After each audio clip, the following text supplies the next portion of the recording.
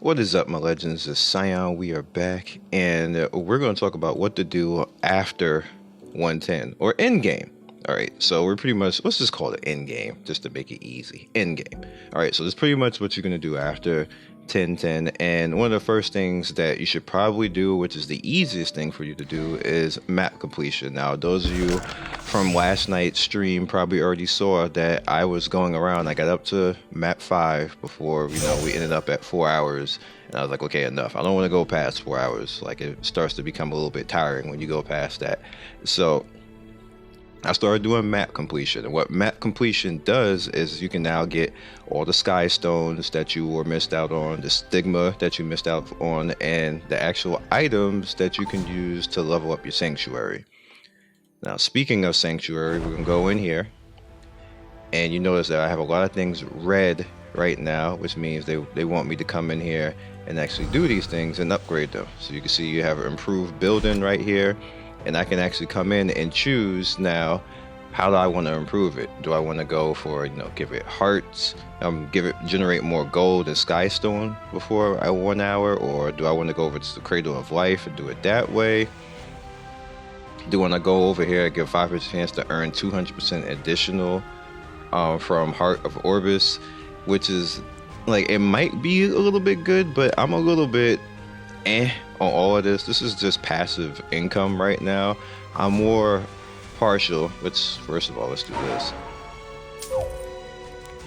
I'm more partial right now to getting a little bit more on the EXP right here. That's also good. And it's up to you guys. If you want to improve it, then you can just go in. You see upgrade required that you need to do this. So I think I'm gonna put 1 into this, because as you see, I need 1 upgrade for that, and I have the 1 upgrade. So you notice right here, this unlocks hunt missions, enable you to earn craft easily. So we want to do that, definitely. This one unlocks war missions, and we want to do that. So I do have 4 Breath of Orbis, so we're gonna do that.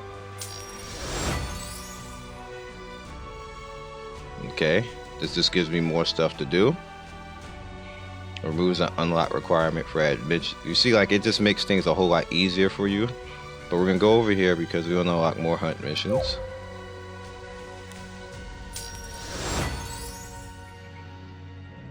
Now you could do this, don't get me wrong, you can do this before Endgame 1010, but I feel it's better to do it after and then come back, and so you can just easily steamroll through this and get all your good stuff. So now I have the barracks, as you can see, and you can actually preview what it does. It was an unlock requirement, 3 adventure missions, 3 hunt missions, and 10 war missions. Same thing over here. Removes the unlock, as you can see, and then you have the floating station, which again removes the unlock. Alright, so now I improved high command a little bit. Now we head over to Steel Workshop. Now the reason why I'm heading over to Steel Workshop is, 1, I want to make it so that, I want to make it so that it's a little bit easier doing this. So you see right here, reduces the resources required for crafting by 10%. That's pretty good. You have gives the I cannot talk right now. Gives items a chance of being 45%, 49% epic. You can see the preview right here and what it takes. And then this is just a preview on lowering the gold cost, 10%, 20%. I'm kind of like on this one, but I do want to necessarily improve this. It's going to cost me 1 to improve that, so let's go ahead and do that. This makes the gear a little bit better, and if you want to go a step further, it's going to cost you another 1 and 100k. Now you also have resources required lowered, so I kind of want to do that too, as you guys can see right here. Let's go ahead and actually do that.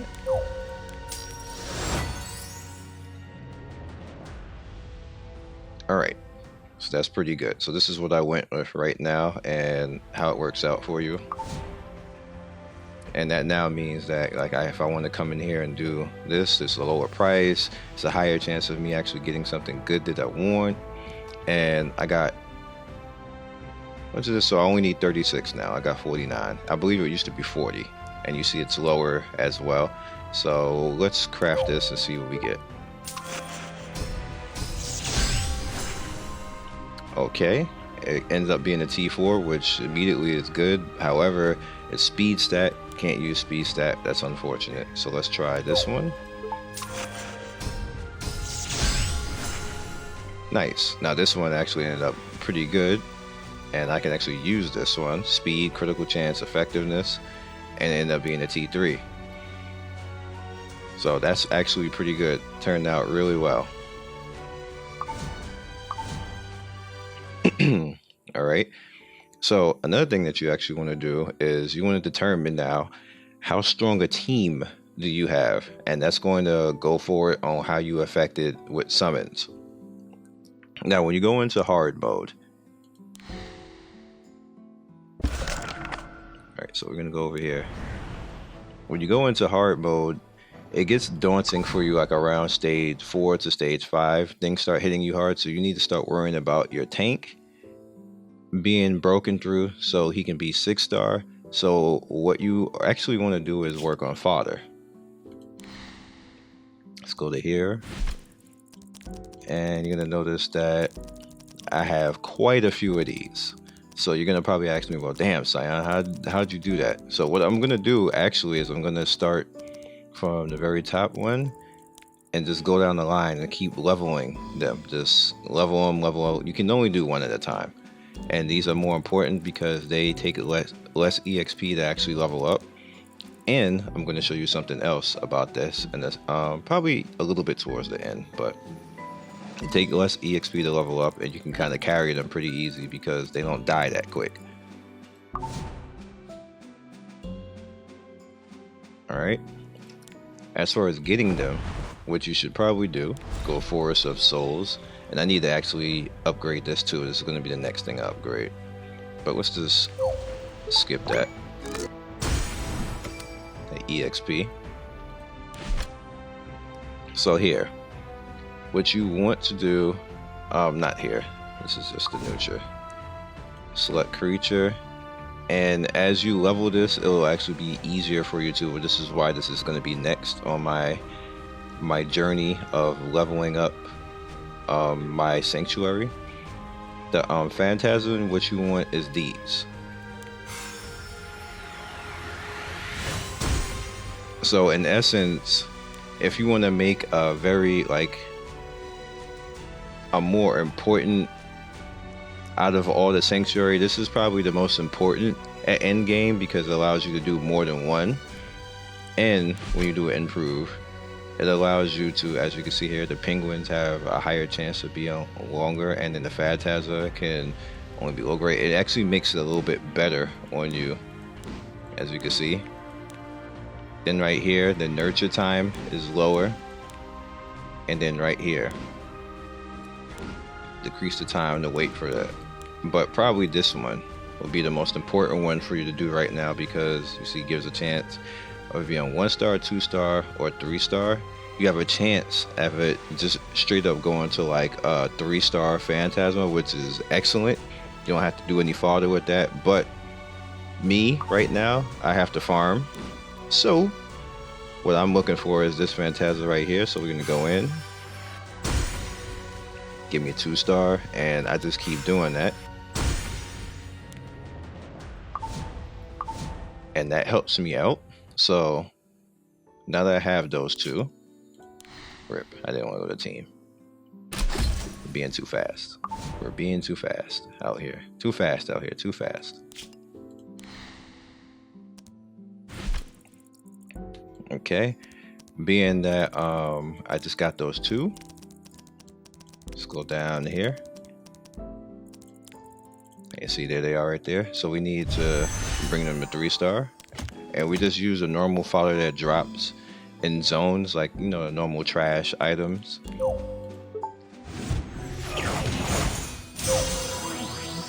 Level that up to 3. Now it's at 3. And what you want to do is, I get penguins. Whenever I get penguins now that my team doesn't really need to be EXP leveled, I stack all my penguins into the dogs and try to level them faster to get more fodder.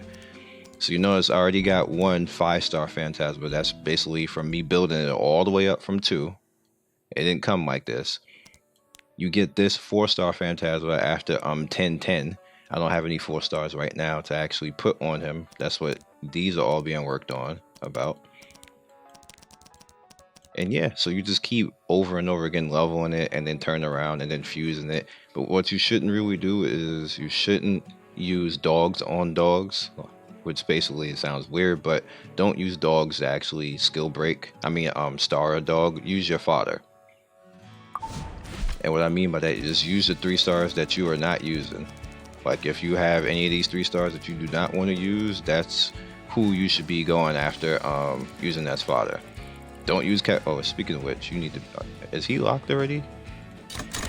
No, he is locked. Okay. And she's locked. So I need to actually. I don't want to do that with her. I want to build her. So it's just 3 stars that you have that you don't want to use. That you do not want to use. Like I want a Montmorency. I want to use Tyria. Maybe in PvP and stuff like that. So they're locked. Spin is locked. And you see the characters that I have characters locked already. Like Jekt is locked. Oh, Jekt is not locked. Why is Jekt not locked?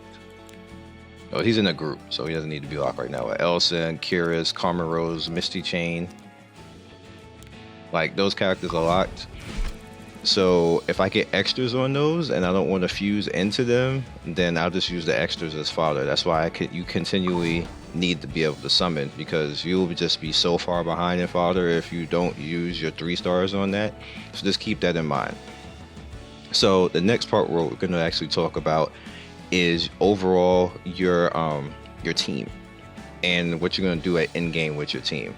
Now there's 2 summons, and determining on what your team looks like at the end. Let's just do that. Let's do that. Oh, definitely that's worth it. And that. Determining on what your team looks like right here determines what you do with these particular summons. I have lots of good wares. Take your time. Now I'm going to explain something to you guys about the Moonlight summon and the normal summon that a lot of people usually not right here, but the Galaxy bookmarks and the Heroes bookmarks. All right. Here's the determination on if you should go, and this is just the real. You can ask anybody about it. People are probably going to complain and say, "Oh, well, you should do this and that, and third." But there's a reality of the situation in this game when it comes to Moonlight summons. Moonlight summons is a extreme lotto situation. You are not going to get good drops in the Moonlight summon. You might be lucky, you might be that 1 in 1,000 who gets it, but majority of the time you're going to get a 3-star. Like me, I got 2 3-stars, and people are like, "Oh, well, they're badass, they're pretty good DPS." There is no Moonlight 3-star in this game. I'm gonna tell you right now, because people are probably like, "Oh, look at the meta list and everything else." Fuck the meta list. I don't care. I'm telling you right now, I don't care, because there's no Moonlight 3-star in this game that's gonna overrun the fact that the 4 and 5 stars can get duped easier, so they can scale higher and be stronger than any of those 3 stars. Now the 4 stars and the 5-star and the Galaxy bookmark, that's something different. They're stronger. So when you actually think about all of that and in a stronger sense, the only way that you can actually make, because it's 70% chance. Let me explain really quick, because I'm leaving something out. Let's go over the summon. Rika, a customer. We have a visitor. You look at the rates in the Moonlight summon, there's a 70% chance that you are going to get one of those Moonlight 3-star heroes. All right. If your team is not solid and just plain done, like my team's plain done, the only upgrade that's going to come on my team is going to be in the 2nd DPS slot, because Destine is not getting replaced. Raz isn't getting replaced either, because there's no tank in this game and as far as what Raz does in this game, And I'm going to explain Raz at the end. But there's no tank that does it better than him right now. There's tanks that are more tanky, yes. Like Rose and Armin, they're more tanky, yes. But as far as a complete tank, as far as like making the team better, there's nobody better than Raz in this game right now. And he scales basically based off of hard mode, which a lot of people don't know that. I'm going to explain that in the end though. But as you can see right here, like only DPS is going to replace. So me knowing that I'm only going to get DPS in this sense, here's where I am at right now. I'm going to normal summon, and when I normal summon, I can either choose between the 4 and 5 star or the Moonlight summon. The Moonlight summon is like a super rare chance of me actually getting any of those. So it's like, what am I going to do at this point? It's a toss up. And the reason why it's a toss up is because it literally takes you between $200 to $300 to force the Moonlight summon into a advantageous area for you. So are you going to spend $200, $300 just to summon to do something like that? Can you do that? And if you're free to play, here's the thing. Here's what I suggest for you as a free to play. Your very first one that you get from the Moonlight summon at the end of 1010, do that first one. But after that, go back to the 4 and 5 star books. Because if your team is not set, if you don't have good enough, you need good characters all the way around. And I'm sorry, all of these characters here do not override the 4 and 5 stars when you can actually go in and get their passives. And what I mean by passives is I'm talking about this. If you look at Raz, you see how my Raz right here is S rank right now? This can actually go higher. You can do that with a number of characters. Like you see, like Camarose is D. Let me see who else is a good example. I think Curus. I have Curus at Curus is at the C right now, and this actually helps because it buffs everybody around the character as well. And this is where the scaling comes in. Scaling comes in heavily because if you have a character that has like 90% increased health with this, that's going to be 90% on that number, and the higher that number goes, say like with Raz, the more health that actually puts in, and that scales your CP, makes you more tanky, makes everybody in the whole group more tanky, and increases your survivability. Now there's certain people that have things that, like, she has attack. As we can see right here, she has defense. She has attack. That's why it's a problem for somebody like this. It's a problem for this character because I may never even get another one of these to even increase that. So this is a major part of your power right there that you can never increase as a Moonlight character. But with the 4 and 5 star characters that you can actually get dupes up, you can increase this stuff. Like you see, if I get a dupe of Destina, 4.3 health for everybody when this levels up. That's actually kind of a lot, and it scales up. Same thing with Secret, and this is one of the things that's not mentioned in tier lists that they don't take into accountability. Team sets and putting teams together. That overrides a lot of what characters are better in this game, because if you put certain characters together in this game, you decimate people. PvP, PvE, like it just makes the game a whole lot easier and better for you. And that's why like when I'm streaming, I say, dude, like you can listen to a tier list, but at the end of the day, it's within your best interest to put the best to get the team the best together as you see fit. This team right here that I put together is by accident, but they work really well together. Raz, Says, and Secret all follow each other and decimate stuff. For example, when Raz starts out and he does his 2 skill, if Says follows behind him, Says has a chance to attack 2 to 3 times before he actually has his turn, and then his turn usually comes after Raz, so then he can attack 2 to 3 times again after that. So you're looking at 7 straight attacks between those two characters. What tank can do that in this game? None.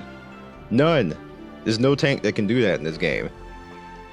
And the same thing again, if Says is incapacitated or he's just for the reason not following behind, then you have Secret, which if you look at Secret's #1 skill, if she follows behind Raz, as you can see right here, she has a chance to cause bleeding.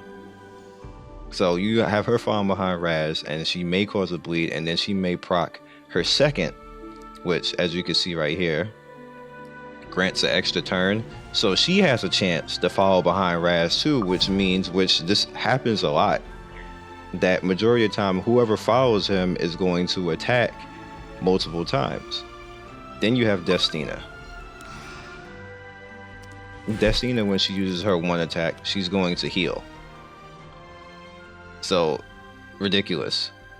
All right, other things that you can probably take on and actually mess with is, you know, going after everything in your reputation shop, and don't be like me and forget to actually take all of your beneficial stuff right here, because for whatever reason I just didn't pay attention to that. Don't be like me and do that. Make sure you grind this out. It's not hard at all. You get a whole bunch of free tries at stuff, so no reason for you not to actually go and do that. And last is PvP. Make that PvP team. Also, you'll want to go into your battle and just see if you can start doing challenge, because challenge is not easy. It is a bruh moment. It is not easy. However, once you start beating challenges, as you can see right here, you start getting like stuff like this. This is hard difficulty right there. Hard is hard. It is hard. So give it a try, because if you actually do win, you get these, which upgrades your gear a whole lot, as you can see right there. And you get one like literally like every day. When we get special events, that's going to be put here as well. So definitely take advantage of that, because this is where a lot of your power can come in extra. Start going into more different labyrinths, like go deeper into labyrinths, so you can start getting like maybe drops right here. Like you can buy more drops if you want to, but I don't. I just every day I just go in and try to complete a labyrinth, and then, you know, go to the next zone, go to the next zone after that. You just want to keep doing that so you can get to the point, as you can see right here, of that. I don't have this unlocked yet. I have to go to normal to actually do that. I'm at 5 right now. Get as far as you can get. And your hunt stages, I'm down to 6. Abyss is always a given, because Abyss has a lot of good stuff, and always take advantage of your altars. It's a whole lot easier to get awakening materials. Say like, let's show you off for Raz. It is a whole lot easier to get this in the normal or hard mode area than it is in the easy world or the base world. So don't go too crazy going after this at level 50, because it's going to be harder to get it early in the game. But once you get to like the harder modes, you can just farm it. You can farm it easy. And I think that's about it. For now in this particular video. I think we're going to be good, and hopefully we'll get a new event coming soon. And I'll save my sky stones for that, because I'm just built up. I just literally summoned in the last stream, and I'm already back up to just needing 100 more for another one. Like, definitely go back, guys, and farm all that stuff. You get a lot of free stuff, and you do some reputation things, and it just works out for you. So like and subscribe. I hope you guys like this video. I will catch you guys next video. Be legendary, and I will see you soon. Peace.